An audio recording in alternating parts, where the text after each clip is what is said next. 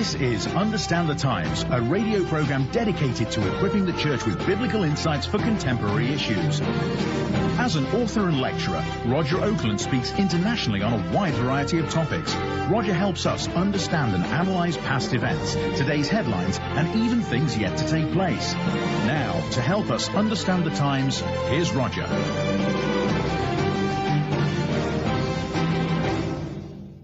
I can recall the experience as if it happened yesterday. It was a sub-zero night in the winter of 1961. I was 14 years old. A large number of people had gathered to hear a high-powered evangelist speak about heaven and hell in our local high school auditorium. I'd gone to the crusade because my mother said I had to go. Although I attended church regularly, this meeting was different. All night, the evangelist paced back and forth on the platform, yelling at the top of his voice. At the end of the meeting, he asked who wanted to go to heaven. As everyone's head was bowed and eyes were closed, I lifted my hand up into the air. Of course, I didn't want to go to hell. Who would? Then the evangelist said something that surprised me. He told those who had lifted their hands to stand up and walk to the front of the room. You must make a public stand if you're going to follow Jesus, he bellowed. Get up out of your chairs and walk down to the front of the auditorium and get saved. My heart seemed to stop beating. Is he talking about me? How could I do that? There are people here who know me. They will think I'm completely crazy. These and other thoughts shot through my mind. The evangelist made 2 more appeals. Each time his words were more intimidating. Still I sat glued to my chair, my feet stuck to the floor. It was at that moment that something dramatic happened.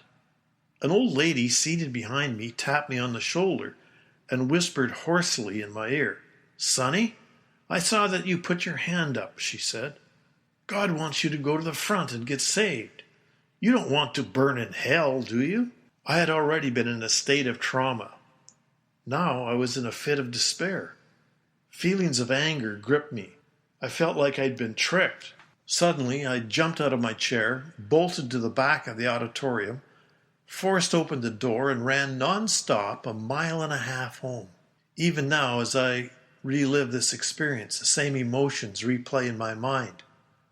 After running home from the evangelist's plea to follow Christ, I continued to run, not from the evangelist, but from God.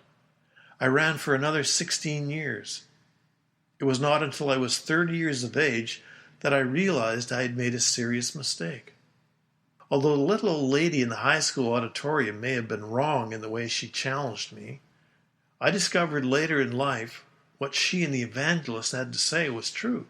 Although I have nothing against evangelists, my personal belief is that every believer should be an evangelist by sharing their faith with others, one-to-one, and not using theatrics as a means of manipulating people to make a decision for Christ. I'm Roger Oakland. This has been a biblical perspective to understand the times. Please visit www.understandthetimes.org for more information, to order materials, or to contact the ministry. Sign up for our free newsletter, news alerts and commentaries. You can also contact us by telephone toll-free at 1-800-689-1888. That's 1-800-689-1888.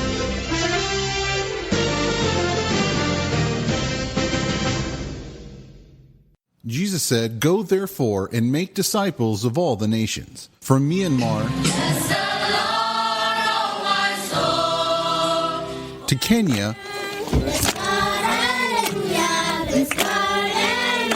Understand the Times has helped to establish over 40 homes to care for the poor widows and orphans in the Philippines, South Africa, Myanmar, and Kenya. To find out how you can get involved as a supporting partner for any of these countries, please visit our website at understandthetimes.org. That's understandthetimes.org. Partner with us as we desire to reach the nations with the gospel of Jesus.